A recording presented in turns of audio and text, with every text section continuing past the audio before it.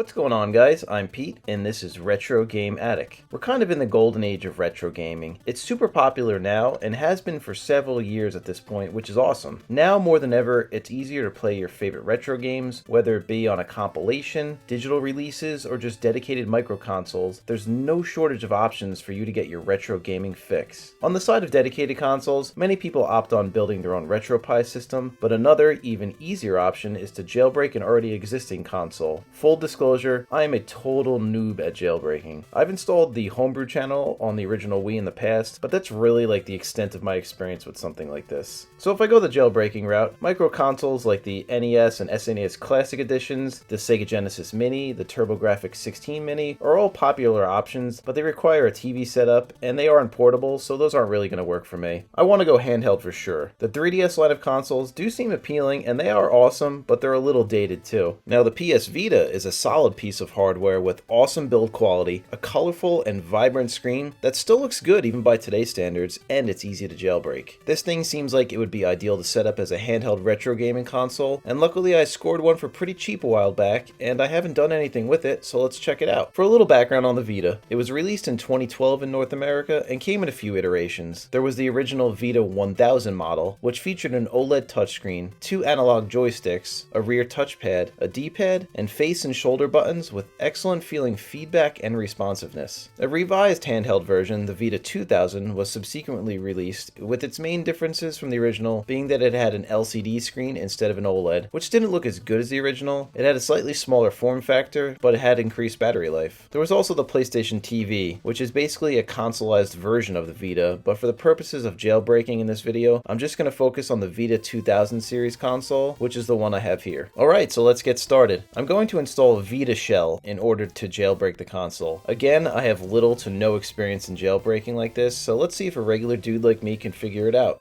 I am following a tutorial by Blaine Locklear, and I will put a link to his tutorial in the description of this video. Blaine Locklear has a great channel with a ton of Vita and just general emulation content, so I highly suggest that you check it out. He does an awesome job and just makes it super easy, so I'm going to speed the visuals up here just a little bit and follow his steps and see if I can get Vita Shell installed on my Vita. There are a good amount of steps here, and I was able to follow it all successfully. Alright, awesome. I think we're all set on jailbreaking the Vita, so that's a step in the right direction. Next up, since the NES is one of my favorite consoles, let's start with trying some NES emulation. In order to do that, I'm going to install RetroArch, since it seems like it's the preferred Vita NES emulator, and it can also run SNES, Genesis, and Game Boy Advance games. I'll put a link to the RetroArch website in the video description. So let's get going. I am going to speed up the footage of the RetroArch install like I did with the Vita install. I am following another awesome tutorial vid by Blaine Locklear, and I'll link that in the description as well. So the RetroArch install was pretty straightforward. The only trouble I ran into was at the beginning of the process when connecting the Vita to my MacBook to transfer over the necessary files. The Vita was not recognized by my MacBook, so I just swapped in a new micro USB cable, and that worked for me. Otherwise from there, it was all smooth sailing. Alright, so we have RetroArch fully installed and it's good to go. As you can see, the jailbreaking and emulation setup on the Vita is a pretty straightforward process. I'm not gonna lie, I was a little nervous that I was gonna take a wrong step and screw something up, or worse yet, I would just brick the Vita. The main takeaway I would say is just to relax, take your time, and don't complete any steps that you're unsure of. If you're not confident on any step, review the video and instructions and you'll totally be fine. Listen, if I can handle this, anybody can. So there it is. My Vita 2000 is all set up for retro gaming. It was a bit easier than I originally thought it would be, and I'm pretty stoked with how it turned out. So some of the scrolling on Rocket Knight Adventures was slightly off. It wasn't a deal breaker or anything, and it might be just an error or a setting adjustment on my part, so I'll definitely look more into that at another time. I didn't really notice any emulation issues on the other games that I played though. Another really cool thing about jailbreaking the Vita is that it's actually all reversible. So if you're kind of a purist and want to restore the console back to its original state, you can do that too. All you need to do is select Restore the System under the Format subfolder in the system settings. What did you guys think? Do you run emulators on a Vita or any other console? What would you have done differently? Please be sure to let me know in the comments. Thank you so much for checking out Retro Game Attic. I seriously appreciate each and every one of you, and I'll catch you on the next one. Later.